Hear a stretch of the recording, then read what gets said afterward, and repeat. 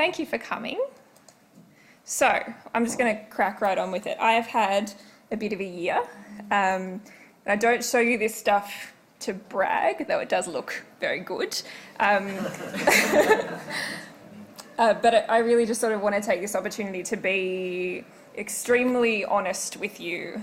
Hello, new people. Hi.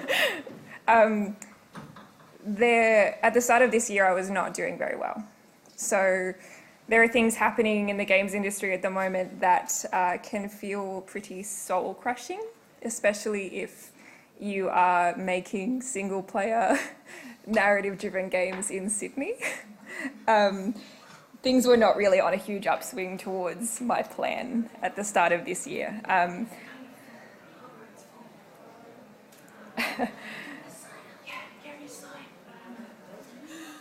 Cool. Similar to things not going to plan. It's on theme. So yeah, I was still recovering from a pretty intense period of crunch, of insane overwork, and I was staring down the barrel of leaving a studio that I cared a lot about and where I'd sort of poured my heart and soul into everything that we were doing. This is my sad slide. Oh, that's a good reaction. Thank you. I didn't know what I was going to do, and I didn't even know if by now I would still be in the games industry. I didn't know if there was a place sort of in this changing ecosystem for someone like me. But then a few things happened that have changed most of those things, and conveniently, for the purposes of this talk, they all fall into one theme. It's good. So if the last year has taught me anything, it's that effective mentorship is vital to creating happier and longer and healthier careers in the games industry, especially for underrepresented people in our space.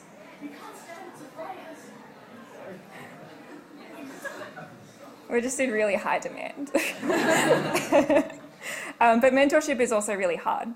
Mentor is a loose term that gets used kind of fluidly, and we know particularly that women tend to be under-mentored and, that's the opposite, over-mentored, pretend that didn't happen, and under-sponsored in the workplace. So my question to you is, what makes for valuable mentorship, and have you experienced it in your career so far? And what does mentorship need to be paired with? And also, what role should or could mentorship play in this next evolution of the games industry? So does anyone have the answer?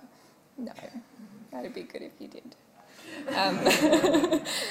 So these are things that I've kind of been thinking about and wrestling with for this past year, and in that journey I have made some mistakes. I've definitely bought into some misconceptions, either around my own privilege or because I sort of believed in a narrative that didn't really exist. So when I saw the theme for GCAP this year, I was really excited because the walls we built ourselves is kind of all that I've been thinking about for the last 12 months. Oh, I have a slide for this. So what walls do we build that prevent people different to us from succeeding? And what walls are scalable for some but not for others? And how do we, in the way that we engage with each other and with the industry, use walls and build walls to protect secret knowledge that can only be given to those who are deemed worthy?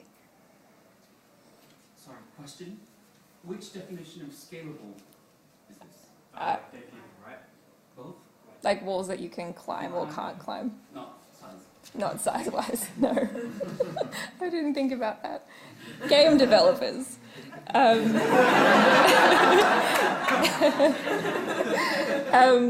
So I really want you to remember the questions that I'm going to ask you and the stories that I want to tell you. So I Googled how to make people remember something in a talk. And one of the recommendations that I really liked was to make an anagram so that people could follow the anagram. You think you know where it's going, but you don't. I really don't. You really don't. That's my favorite part. Was to make an anagram so people could follow the anagram, they could keep track of where they are in the talk, and they could kind of feel like they're on a journey with you. So I wrote down everything that I wanted to say, and I found the key words, and this is the anagram that I got.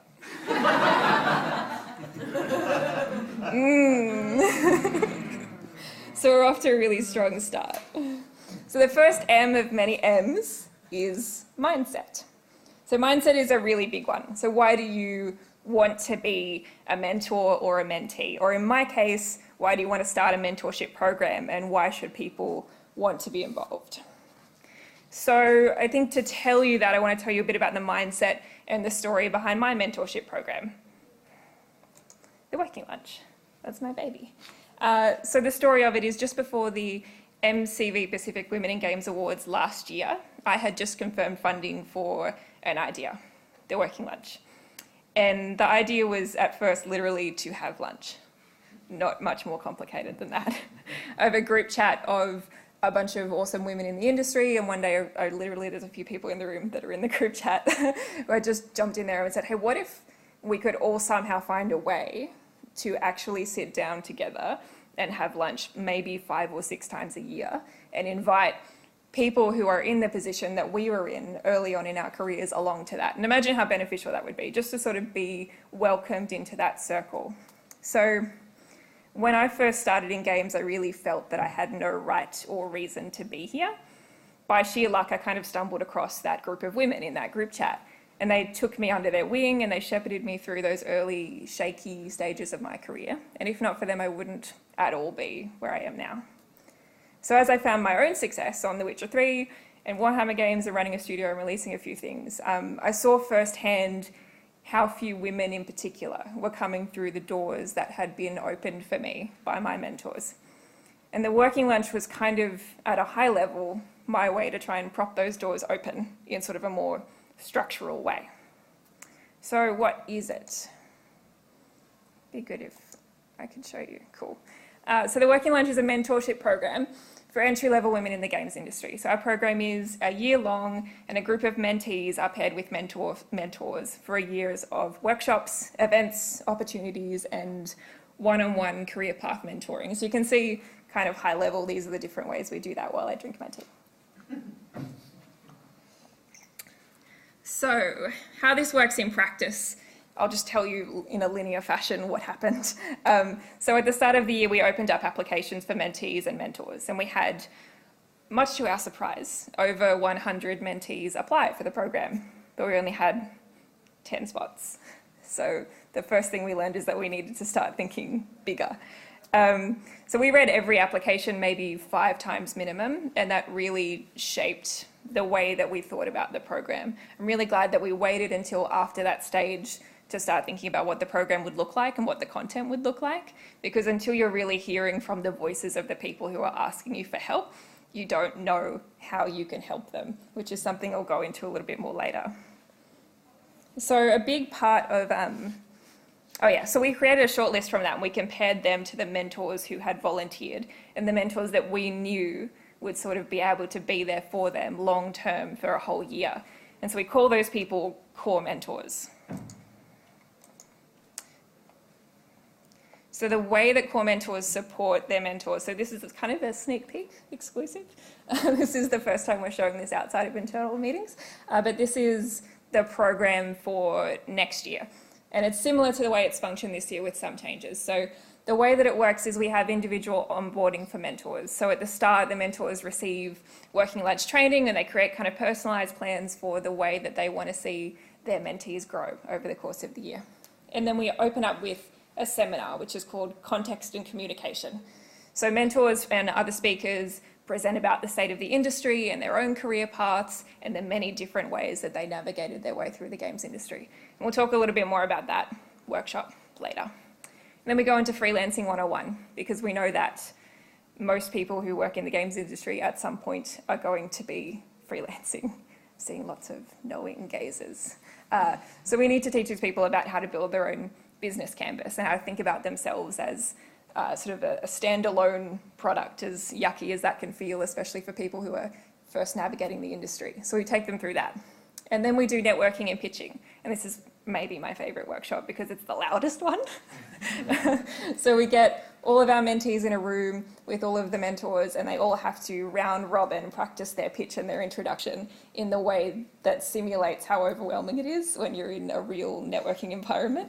And then we take them from that into a real networking environment. So by the end of the day, everyone is extraordinarily tired, but they also completely understand the way that they're coming across to other people. They've gotten feedback, they've iterated on their pitch, they've iterated on the way they introduce themselves, and they're much more confident when we see them in the wild. So that one's really rewarding. And then we're doing a seminar called Safety and Support. So we know that if we're working with a women's mentorship program, that unfortunately most women in the industry are going to experience harassment, whether it be online or in the workplace or in life. So we kind of take them through with experts from crisis management, psychology, and the law about how to navigate when this might happen to you, what the support network is. We also do a good one on salaries and rights at work. And this one is an ever-evolving conversation, especially at the moment. But what's awesome about it is that we have really honest conversations about money. And having a lot of experienced mentors coming from many different aspects of the industry in a room talking about how we think about how we get paid and why we get paid is always really interesting. And so our mentees also create a personal earnings plan that sort of figures out financially where they want to be in 5 years, but also in the short term, how they're going to get there, what they're going to do if they don't achieve that goal, and takes them through that loop. And then we have a big party. So we're having our first working lunch graduation this Friday. It's very exciting. So we bring all of our mentees and mentors together and celebrate their growth, and mentees get, I'm just making sure that, are any of our mentees in the room? Okay, good. No one. So it's a secret, they don't know yet. But they all get these beautiful letters from their mentors about their path and their future and the support that they have outside of the program. I can't wait to see them all cry about it. So I was talking about core mentors. So a big part of the why and the mindset behind the way the Working Lunch functions is how we define our mentors and their roles and the types of benefits that these mentors provide. So core mentors will have a direct one-on-one relationship with a mentee. They specialise in that mentee's interest area. They are there for every workshop. They check in outside of the program. They're there for structured events. They're a sounding board for problems and concerns. They keep mentees accountable for their goals. And they also seek out and facilitate opportunities and introductions when they may arise. So this sort of closely aligns with the concept of formal mentorship, but it does also sort of cross into coaching. And the difference between those things is a mentor is more likely to tell you about what you should do, and a coach is more likely to train you to solve the problem yourself. So we kind of try to do both. So outside of core mentors, we also have guest mentors. So what I love about the Australian games industry is that when given the opportunity, everyone wants to pitch in and help. We had so many mentors raise their hand to jump into workshops that we couldn't possibly facilitate everyone. So we had to sort of create this concept of a guest mentor. So at each of our workshops, we usually have one or two guest mentors step in to provide insight or to chat with a particular mentee in need, or just become part of our mentees' professional network, especially if we're bringing them in from interstate, so that when mentees travel to different events, they'll have that point person that they've already had a connection with. So this is kind of closely aligned with the idea of an informal mentorship. But also where I think that guest mentors are super valuable is that beyond what they do in the workshops, they also prevent what can happen when you get the same group of people in a room over and over and over again. So I fundamentally believe that we can't solve our problems in echo chambers.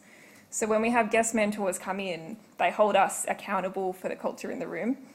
They remind us to challenge each other and think about different perspectives. And this is almost never more important than when you're talking to impressionable people who really respect and care about what you have to say. So this leads me to sort of one of my main lessons from this year, which is becoming a mentor is a huge responsibility. And in my experience, most of the women that we approached to become mentors already knew that, and they knew it too well. While we had many volunteers to be guest mentors, convincing some of the industry's most prominent and accomplished and amazing women that they were qualified enough to be core mentors was really difficult. They didn't believe that they had valuable ongoing advice and guidance to give, which was pretty sad. So one of the things that I think you'll probably come across that if you're trying to create a mentorship relationship, especially if you're a mentee approaching someone asking for mentorship, or if you are trying to establish a mentorship program within your organisation or your community, I think the number one thing you're going to hear from people that you respect and look up to and think the world of is, I'm not good enough. So I've written down some of the questions that really helped us get people into the mindset of becoming a mentor. And the first one is, who helped you become who you are today? So have a think about that. Reminiscing, eyes glaze over. I think we've all had mentors or important figures in our careers who may not have been perfect and may not have known everything and had the answer to every question, but still had lasting impact on us and helped us along in our journey, maybe leapfrogged our careers or developed who we are personally. So a mentor doesn't have to be God. They can just be someone who helps and wants to help. And maybe if you didn't have that person, think about, what did you need to hear when you were starting out? If you could reach back in time and talk to younger you, what piece of advice, whether it's a skill that maybe you should think about developing or an event you should start going to, what piece of advice would have been really helpful for you? And I think when we start thinking about these things, it sort of gets us into the mindset of, actually, there are things that I know that would be valuable to someone starting out in their career. So I have a quote from one of our mentors, who was one of the people who's always really, really supportive of the program. He's in the room, Ray. Was really, really supportive of the program and was 100% there the whole time. But Ray was one of the mentors that, when we were almost about to start workshops, did express that fear of, I don't know if I have enough to give to this person. And especially when it becomes very real and you've met them or you've read their application. And then that's like, what could I possibly give to this person to help them in their journey? And Ray wrote something at the end of this year's program that I think is really telling of what the experience of actually being involved in the practice of being a mentor is like. So I think the main thing of this, and obviously I'm not going to read it all to you, but is that I now know how valuable my life and work experience is. I know exactly how I can deploy the knowledge I've gathered to help others.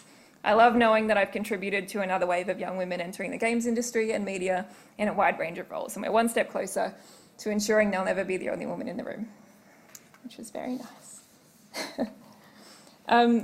So when we take on these roles, I think it's important to think not just about what your preconceptions are about who a mentor should be, what they should look like, what they should know, but think about, just be introspective, think about yourself, think about your own journey, and know that everyone's journey is different. If we learn anything from events like these and coming and hearing people speak about their own experiences in the industry, is that no two careers look the same. So no two mentors will provide the same thing. So when talking about being a mentor, I think a lot of us are also cautious of seeming intimidating. So on the other end of the spectrum. So we seek to be kind of more relatable to them and more comforting to them. And a crutch that I saw a lot of our mentors use in the first year of the working lunch was self-depreciation. But this backfires in a big way pretty quickly. Because if we're going to tell mentees that they deserve a seat at the table, then we need to own ours. So I'd ask you, are you leading by example in that way for the people who look up to you? Do you undermine yourself in a mission to connect with others? The good news is that there are ways to achieve these things without undervaluing yourself. And I personally was pulled up on this by one of our mentors, Colleen Ewan, who isn't here, but is just amazing in every way. And so I had to find a way to rewire my brain to not rely on self-depreciation in order to connect with people who I was trying to inspire to think of themselves as the best thing in the world and the new thing. So I wrote down these notes in my handbook that I thought I would share as well. So this is my, how to avoid the crutch of self-depreciation. The first one is to take a compliment as eagerly as you give them, and this is an opportunity to share. So this is sort of the main one, especially, and I think you'll see a lot of it at GCAP this weekend as well, this week, is someone gives you a compliment like, oh, I really enjoyed your talk. And it's like, oh, thanks. I read it at the last minute and I was really tired. I think I stuffed up the 8th slide. And it's like, you don't need to do that. You can just say thank you. But also you can share, ask them, what did you like about it? What did you take from it? And then here's how I developed that thing, or here's who I learned that from, or here's a story about how I got to that point. The more that we can take compliments into like a useful feedback cycle and something that helps share more knowledge, I think the more powerful it is. And also respect your audience. They already decided that you're worth their time. So I think if I come in here and say that I'm crap, then I'm kind of not respecting the fact that you're all giving up, 45 minutes to an hour of your life to be here and listen to what I have to say. So I think knowing that someone is taking the time, whether it's in a talk or a conversation or a meeting or a demo of your game, and acknowledging that they're giving you their time. They've already decided that you're worth it. So just run with that. And the last one is refer to the list. So are there any people in the room who have ever done the cycle of being in the Trade Media MCB Pacific list of most influential women in games? There's a bunch of people. You've done the thing where they email you and say, we need to write a bio, so you need to send us a dot point list of everything you've ever done, which can seem really intimidating. But when you actually go through the process of thinking, what am I proud of? What have I achieved that I want people to know about? Go through that practice for yourself, not just for the website, but taking the time out of your, yes? Try reading the list and being really impressed with everyone. I mean, I do that too. But take the time to sit down and make a list of everything that you're really proud of. And it doesn't have to be the biggest thing in the world, doesn't have to be, winning an Oscar. Even if it's just that you hit a deadline on time in a time where you were really overloaded, or you were really stressed, but you made sure to take the time out to do these things. I'm really good at balancing work-life balance. All those kinds of things that you can write down and be proud of, and then refer to that list every time you're going into a situation like this. I did it myself right before I came into this talk. It's the first slide of this presentation. It's really helpful to build it into your presentation. And refer to that list when you're going to resort to that crutch. So I have one more thing on mindset before we move on to the next M. The way that mentors go into a mentoring environment is also super important. Now, I was really lucky to be invited to go to Singapore this year to mentor in the first ever Google Play Indie Games Accelerator, and it was awesome. So the Accelerator brought 30 indie teams from throughout Southeast Asia to Singapore for a curriculum of mentorship, training workshops, clinics and networking sessions around game development, business development, as well as people and team culture. And that is a direct line of what Google said it is. So that's how you can tell. It was pretty phenomenal and eye-opening, just as an aside. This isn't directly related to what I'm about to talk about, but to compare the issues faced by indie studios in Southeast Asia that I was mentoring to the indie studios in Australia and New Zealand. They are vastly different challenges that they are facing, and we could be doing a lot with the knowledge that we have in this room alone to help people there. But one of the things I really did like about the program and what they did really well was their mentor onboarding. I think especially if it's someone's first time being a mentor, empowering them with the right amount of relevant knowledge and a structure to work within is really effective. So, for example, if you were setting up a mentoring relationship within your business and the person that's mentoring has never been a mentor before, the best way to approach it is probably not just to send them off to get coffee and mentor them. It's like with glitter. Although I would appreciate the glitter. So yeah, a solid frame of mentor. Google held these one-on-one mentor onboarding sessions where they ran through the whole program. They ran through the profiles of all the different studios you were going to be mentoring, the expectations of the mentorship, but most importantly, they outlined the framework that the indies would be using to define their own success. So you could understand from their perspective, what is success to me and what is important to me, rather than a mentor coming in and enforcing their own definitions of success on someone else.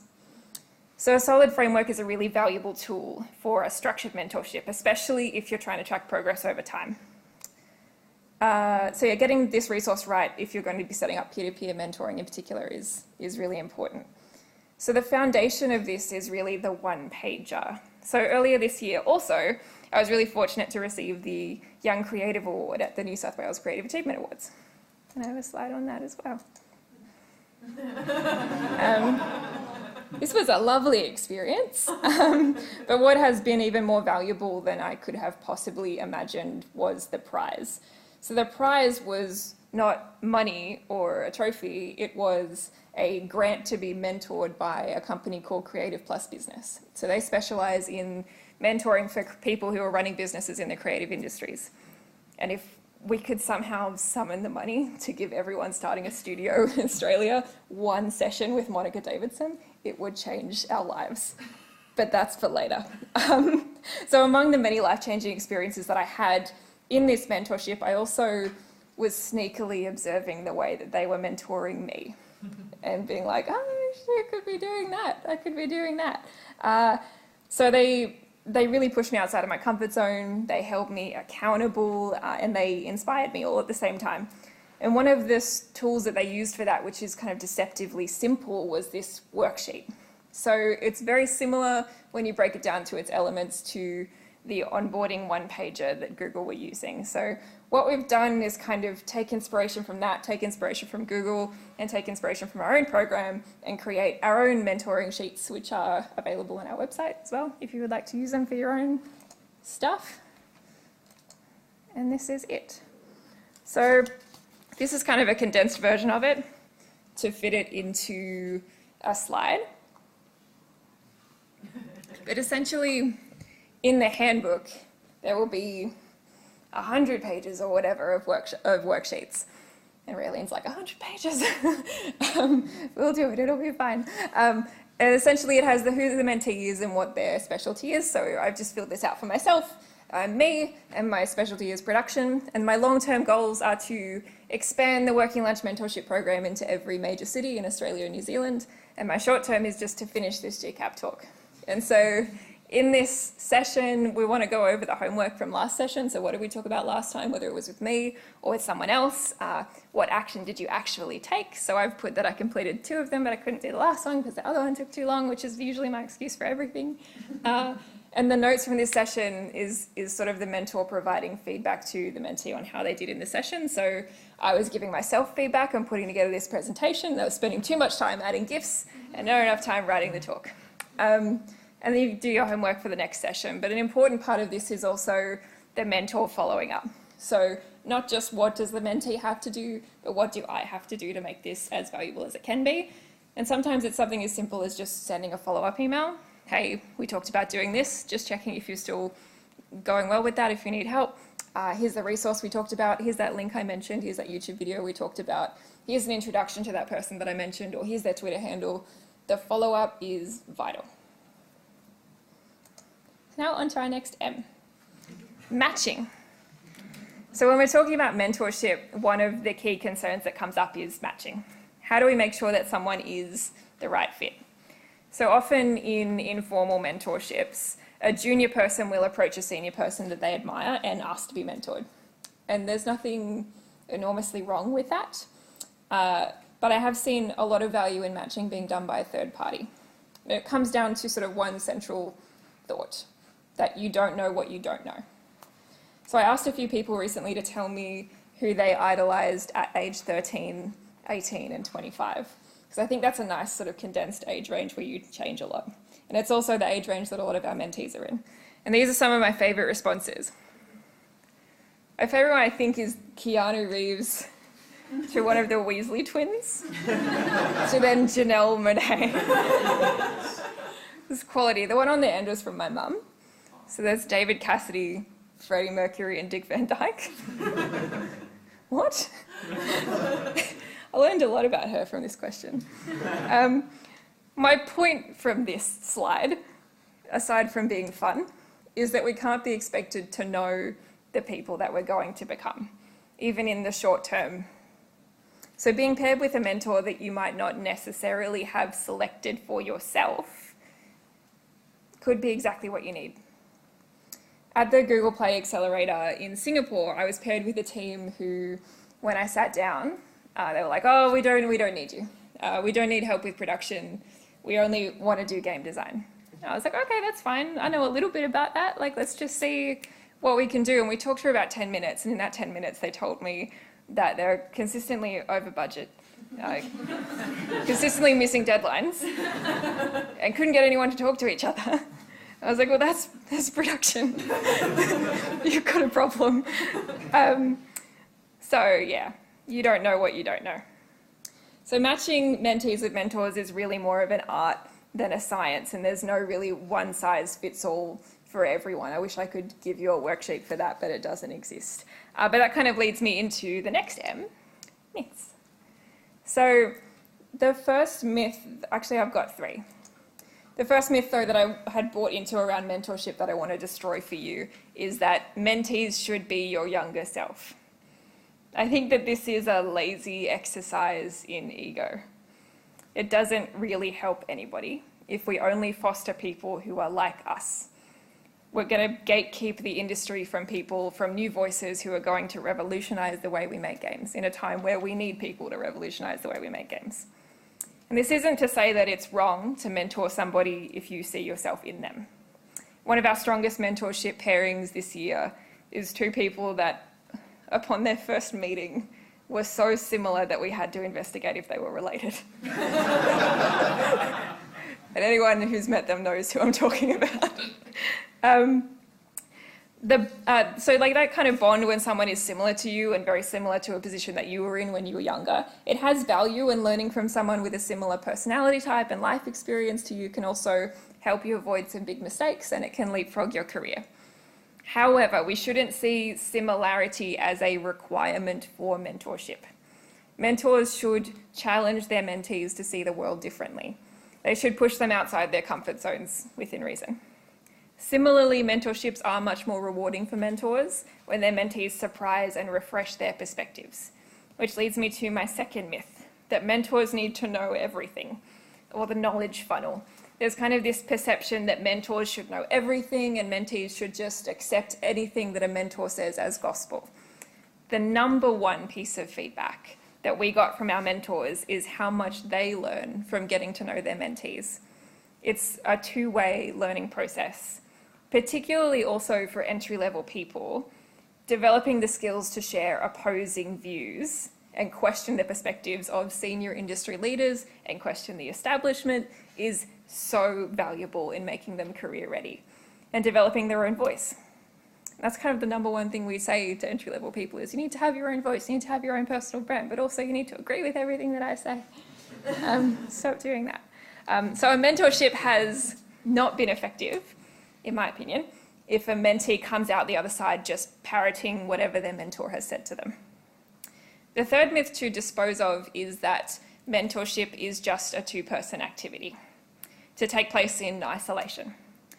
Obviously, it's super valuable to have a core person who you're accountable to and who you've built a relationship with.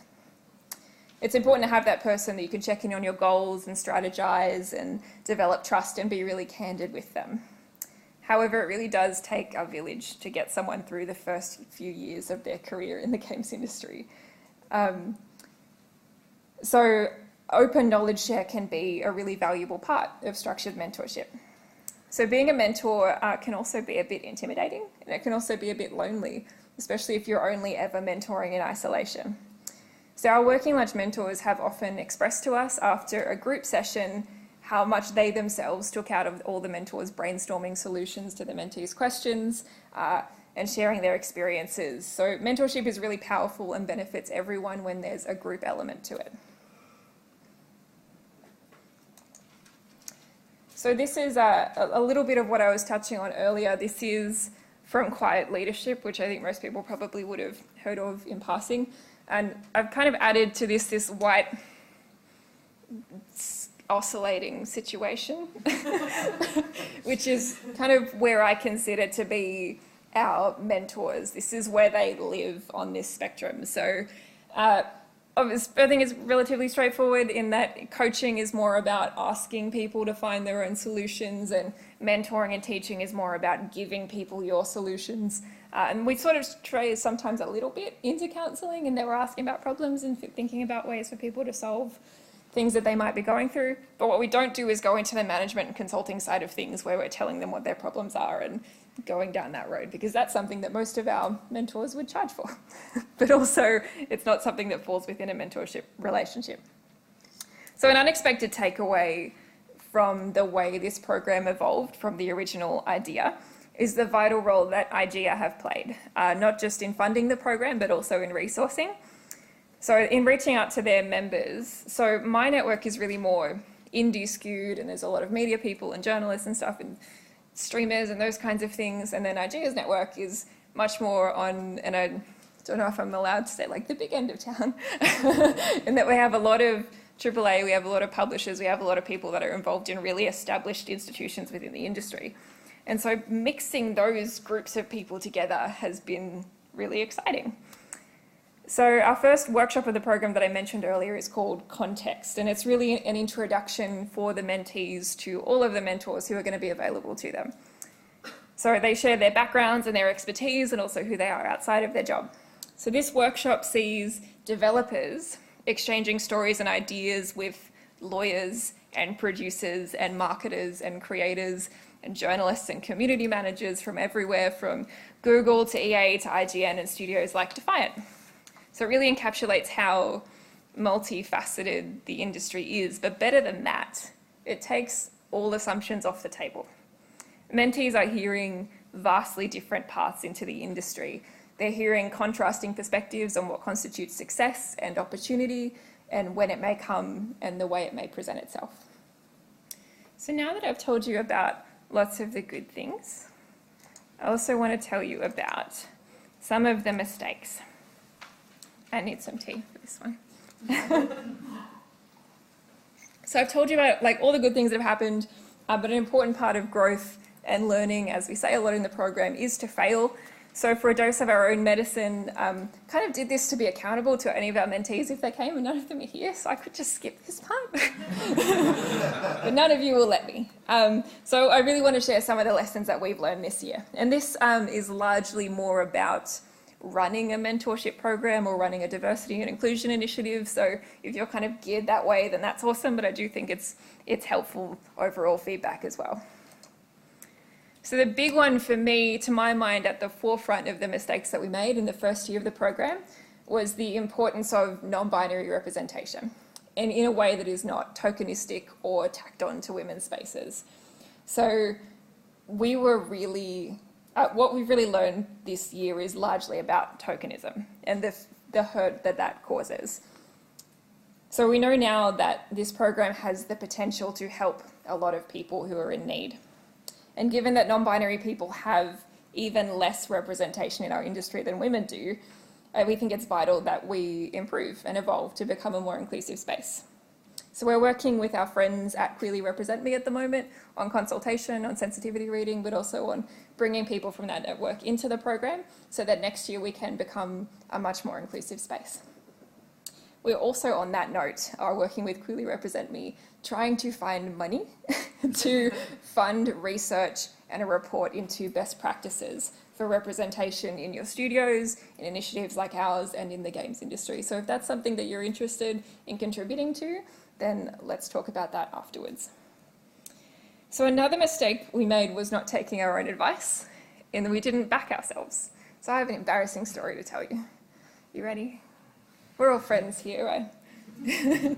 So we were finalists for this ridiculous, and I mean ridiculous in a good way, thing called the Women's Weekly Women of the Future Awards, which was a huge surprise, kind of applied as a bit of a, just getting used to developing the brand voice of the Working Lunch and figuring out how we were going to communicate externally. And then we were finalists, which was great and really lovely. And we got to do a photo shoot and a video. And I was just like, I'm so happy to be in this room and to lose to all of these amazing women. And then we won. And the embarrassing part of that was it was not prepared to win. And right before us winning, the amazing Sarah from Girl Geek Academy had just won. And so Sarah, does everyone know Sarah? Yeah. Most of us. So Sarah got up and was the most confident person I've ever seen. Had a speech, she had action items, she had like a short URL people could go to find resources. I was like, oh God. So she was incredible, and then shockingly, we won, and I got up and I had a bit of an idea. I was wanted to be nominated, and everyone's really nice, everyone looks really good. Looking at this like beautiful TV people, and I was just like sweating and terrified. So I accept the award, and then Quentin Bryce is the person giving out the trophies. It's turn around, and she leans in to give me the trophy, but she doesn't like let go of it. She's still kind of holding it. So then I was like, am I supposed to do something else? And kind of leaned in as well. I think I kind of like kissed her on the cheek, which was not what she was going for. And then she just kind of gave me the trophy and ushered me away. So you should really back yourself and think that you're going to win. In every situation that you go into, you're going to win. And even if you're just there and you just have like, you're channeling Sarah Moran energy at all times in your life, I think that's good advice just in general. So the other one, which kind of leads on from that, is to think big, to think long term, and to plan for success. And this is something that Morgan Jaffet has told me about 1,000 times, but I never seem to let it sink into my brain. So now I'm going to pass it on to you, so it's not my responsibility anymore. So thinking long term, thinking about how will this evolve. So when we do this small thing now, what's the ripple effect that this has on the rest of the future of this thing, if it becomes an institution? And that is really the key thought that I wish I could go back in time and tell myself in the first couple of weeks of planning the working lunch. I wish I could tell myself the way it would feel to have people think about it as an institution and as an entity, and not as just something that I was doing with my friends. So I would encourage you to think big and plan for success. And don't kiss Quentin Bryce. The last M is money. Yeah, love it. So I was super fortunate to find dream partners in IGEA. In the early stages of the working lunch, I've told this story about 100 times, but when I was looking for a bit of money for it, I had a meeting with Ron and Raylene, and Ron just said to me, this is something that needs to exist. It's something that needs to be run by women. I'm just going to get out of your way and you tell me what you need. And that was, I would love people to tell me that more often. It was like a dream. So I was really fortunate to find them, not just for their dedication of funds, but for the resources and for Raylene. If not for Raylene, the program would not exist. It literally would never have happened.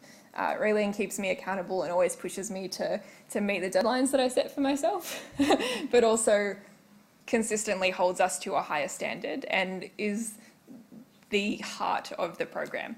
Every time you come to a workshop, her warmth kind of radiates throughout and everyone feels loved and protected. So without Raylene, we wouldn't exist. Now I'm going to cry. But I think one of the things about the idea of mentorship that seems very appealing from a business perspective is that it sounds very affordable because you just have to put two people in a room and then they mentor each other, right? Not totally. So mentorship really works best when it's part of a system that invests in the future of mentees. So for example, at GCAP alone, the Working Lunch provided a travel grant for every single mentee in our program to come to Melbourne Games Week. We also provided an additional group of Working Lunch scholars from outside of our pool of mentees who got their GCAP passes and are roaming around, and I'm sure I'll be throwing them at you for introductions because they are remarkable people. Outside of that, to run the program itself, we cover resources where possible. Most notably, our big resource is the handbook, which I have some. Yeah. So, no, they're not under your chairs or anything. But if we had more money. So this is a resource. This was our first handbook, and we're currently working on the second iteration, which is bigger and better and all kinds of things. But this is months of work. It is advice from industry leaders like Brenda Romero and Siobhan Reddy and Robin and Emre and Ben Britton and lots of people who you'll see talking here today. But it's also resources on almost every discipline in the games industry, like a cheat sheet of how to get yourself started in that discipline, because we have a lot of mentees who think they want to do one thing and then sort of change direction or want to try out different things. There's all kinds of things, and it's beautiful. So outside of that, it also wouldn't be the working lunch if we didn't have lunch. So catering is also involved. But if we're going to make a dent, it can't stop there. So we're really lucky that with the Women's Weekly Women of the Future Award, that came with prize money. It came with $35,000. And this funding means that we can take the working lunch to cities that don't see as much attention as other cities in Australia. So next year we are expanding to Adelaide and Wellington. That's good, right? Yeah, so excited. We also hope to bring the working lunch to Brisbane and Melbourne in future, hopefully next year, but we do need more support to do that. So beyond the expansion, we know that over-mentoring and under-sponsoring puts a ceiling on professional growth. So what is the difference between those things? It's a really good resource from the National Centre for Women in Information Technology. So the summary of it really is that mentors advise you and sponsors advocate for you. So a mentor could be anyone in a position with experience, sort of desired by a mentee who can offer advice and support, but a sponsor is someone who is at a senior level, usually within your organisation, who's invested in that protege's career success. So you have a mentee or you have a protege. So we kind of drift a little bit into sponsor territory with advocacy. So we need to have senior people within organisations that advocate for the success of underrepresented entry-level people. But to get to that point, we need to get them jobs in the first place. There's a lot of discussion at the moment about how many games graduates we're producing versus how many jobs we have. I think that's a good conversation, but I think what that conversation should also extend to how many entry-level people we have versus how many of them are realistically in an employable state for a studio. So to start changing this, because we can't leave a problem alone, we're building another structure called, I'm just building suspense, nope. The Working Lunch Internship Program. So Australia's internship laws can be really confusing. There are a lot of restrictions of what you can and can't do, and structuring an internship that is paid, legal and non-exploitative, that is genuinely helpful for the interns, whilst also enriching the business and contributing positively to the industry as a whole, understandably goes into the too hard basket. And I myself have been in a position in a studio before where I've just kind of given up on it because it's so difficult. There are so many hoops to jump through, especially for small studios. So meanwhile, entry-level people struggle to find their first bout of real industry experience in an environment that is positive and geared towards their success and education. So what if we could bridge that gap? What if there was a place where a studio, a small to medium-sized studio, could go to for help in sourcing or creating an internship program customised for your team and screening quality candidates and subsidising their pay? That's what we're doing at the moment, hopefully for 2020. That's very optimistic. But we're building a system that would see everyone benefit from investing in the future of our industry, investing in the talent that's going to change the way we do things. So it's early days, which means you can get involved. So if you're interested in this at all, please talk to me at any point throughout Games Week, no matter how busy I look. This is the thing. So come and talk to me. There's no more Sally Field, I'm sorry. So this is my summary. This is one you should take photos of. So if you're becoming a mentor or starting a mentorship group, these are the things that I think you should be thinking about. Your mindset. What kind of mentor are you going to be? Who did you need when you started out? And how will you conquer imposter syndrome and self-depreciation to become the best mentor you can be and to set the best example? Matching. So you don't know what you don't know. You should let someone else match you with your mentor. And also mentees and mentors don't have to be similar. Myths and mistakes. Mentors don't need to know everything, and group mentorship benefits everyone. Inclusion is key, and you should plan yourself. Plan yourself? I guess so. Back yourself. and plan for success. And money. Mentorship works best when it's paired with sponsorship. Valuable mentorships are an investment in the future, and investing in new talent doesn't have to be difficult. So, at the start of this year, I felt super alone. And then I formed this partnership with IGEA, and we bonded over our shared vision of a more equitable games industry. And then together we created this network of core mentors who volunteered their time to share a piece in that vision. And then our guest mentors, and then our mentees and our scholars, and every mentee who applied and wrote with so much passion about how they were going to change the industry. And then the judges and juries of all the various awards and recognition, and everyone in this room. This is a beautiful but tough industry, looking down the barrel of a lot of change. So more than anything else right now, we need each other. So I want to encourage you to become a mentor, become a mentee, establish support networks within your communities and your organisations, your studios, and come to us if you need help.